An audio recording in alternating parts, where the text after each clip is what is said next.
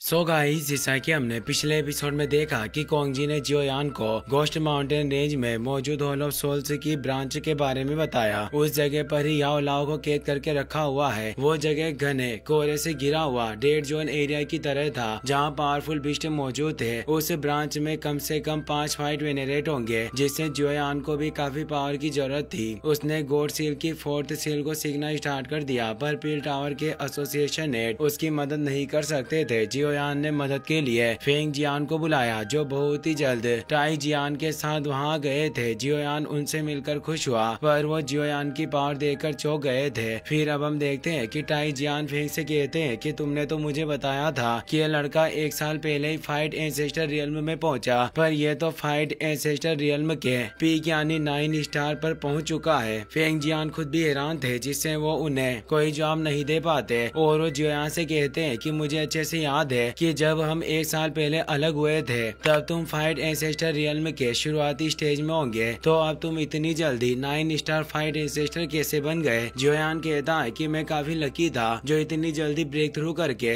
9 star पर पहुंच गया। फेंग जियांग कहते हैं कि फाइट एंसेस्टर रियल्म के 1 स्टार में ब्रेक थ्रू करना भी काफी मुश्किल होता है। अगर तुम्हारी ये बात मेरे अलावा किसी और ने सुनी होती तो पागल हो जाता और खून की उल्टियां करने लगते हैं। जियोयान कहता है कि मैं बस भाग्यशाली था जो इतनी जल्दी आगे बढ़ पाया। लिटिल फेई डॉक्टर मुस्कुराने लगती है और तियान वो भी मुस्कुरा रहे थे, क्योंकि जियोयान अपनी डेडिकेशन और मेहनत से ही आगे बढ़ा था। इसलिए जुआनी और बाकी एसोसिएशन एल्डर भी मुस्कुराने लगते हैं। वो टाई जियान के रिएक्शन पर मुस्कुरा रहे थे। फेंग जियान जियोयान के दोस्तों को नहीं पहचानते, इसलिए वो पूछते हैं कि ये तीनों कौन है। जियोयान बताता है कि ये तीनों मेरे फ्रेंड्स हैं, साथ ही यह मेरे मास्टर के रेस्क्यू मिशन में भी हमारी सहयोगी होंगे। सबसे पहले वो उन्हें लिटिल फेई डॉक्टर से मिलवाता है और बताता है कि इसकी power 3 star fight venerate realm में पहुंच गई है। फिर वो उन्हें जियन और एल्डर तियान वो से मिलवाता है। फेंग जियान और टाई जियान उन तीनों से मिलकर खुश होते हैं। टाई जियान हैरान थे, क्योंकि जियोयान के दोनों दोस्त फाइट वेनरेट रियल्म में होते हैं, जिनसे किसी के लिए भी फ्रेंडशिप करना आसान नहीं होगा,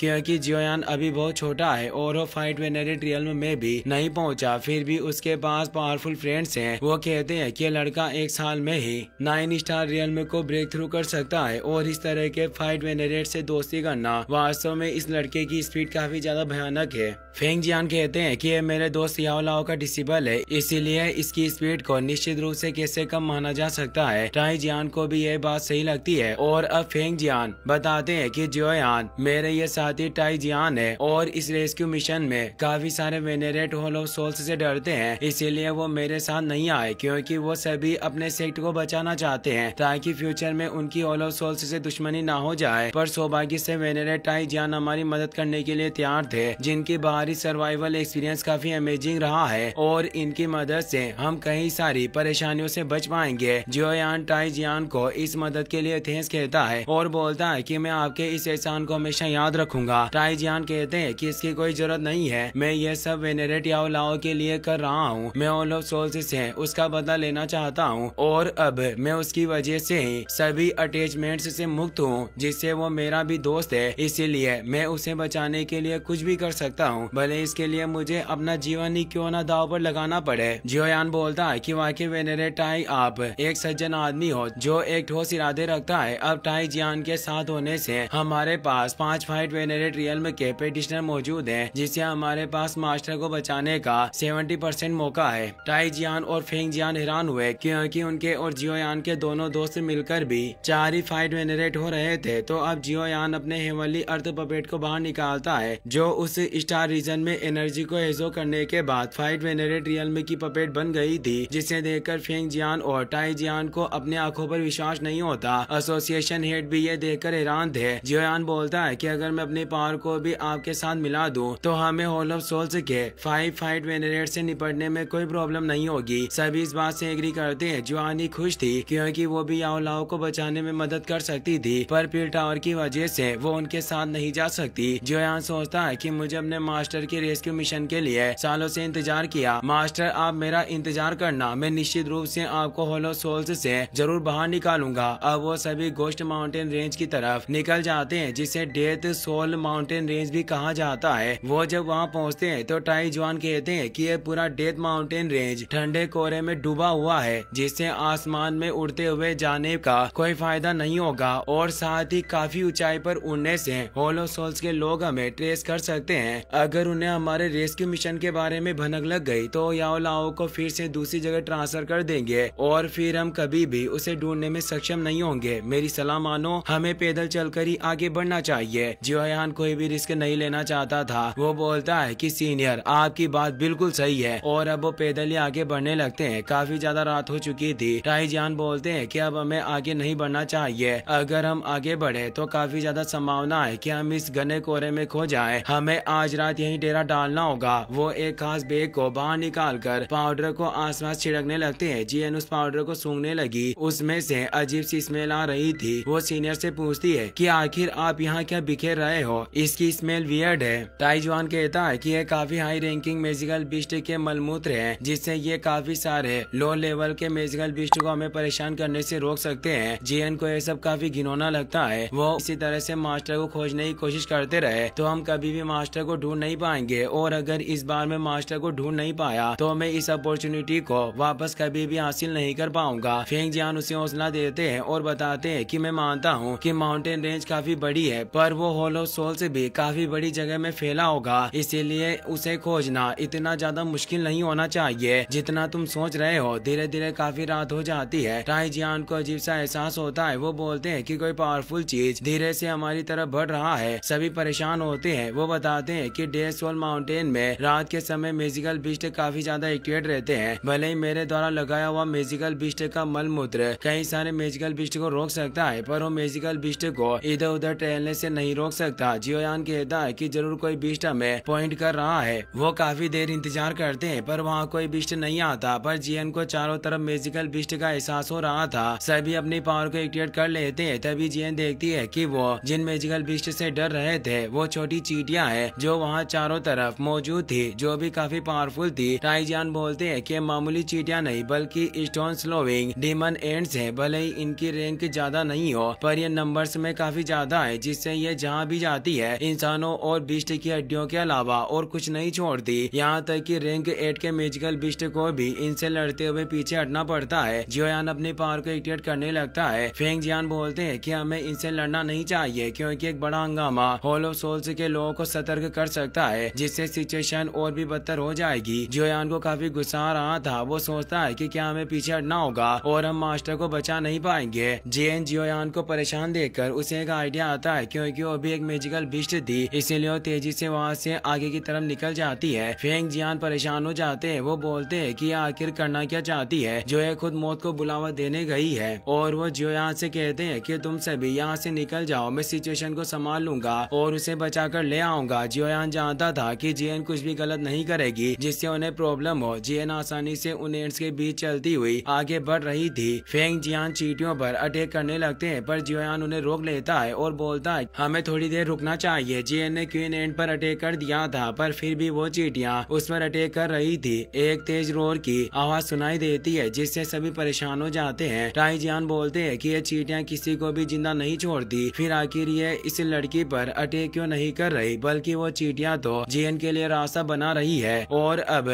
जियन कुछ लेकर जियोयान के पास आ गई थी। वो जियोयान से बोलती है कि अंदाजा लगाओ कि आखिर मुझे क्या मिला होगा। सभी उसके इस बर्ताव से हैरान थे। तभी जियन उसे क्वीन एंट को दिखाती है। टाईजियान हैरानी से बोलते हैं कि ये स्टोन स्लोविंग एंट क्वीन है। फेंग जियान डर जाते हैं और बोलते हैं कि लिटिल गर्ल, हमें जल्दी से इस एंट क्वीन से छुटकारा पाना होगा। जियन कहती है कि आप सभी को इतना चिंतित होने की कोई जरूरत नहीं, ये मेरी छोटी सी पालतू जानवर के अलावा और कुछ भी नहीं है। वो क्वीन एंट भी उसके साथ खेल रही थी, क्योंकि जियन एक एशियन वाइट ड्रैगन क्लैन की मेंबर थी, जिससे वो चींटी उसका कुछ नहीं बिगाड़ सकती। जियोयान खुश होता है और सोचता है कि मैं तो भूल ही गया था कि ये लड़की सभी बीस्ट के साथ आसानी से बात कर सकती है और एक पावरफुल वाइट ड्रैगन है। फेंग जियान बोलते हैं कि मैंने ये कभी एक्सपेक्ट नहीं किया था कि ये लड़की इतनी छोटी होने के बावजूद भी इतनी टैलेंटेड मास्टर होगी। वास्तव में इस लड़की का आखिर बैकग्राउंड क्या है, जो ये डेथ सोल माउंटेन के सबसे ओवर बेयरिंग क्वीन एन को भी अपना पेट बनाने की काबिलियत रखती है। इस पूरे डेथ सोल माउंटेन रेंज को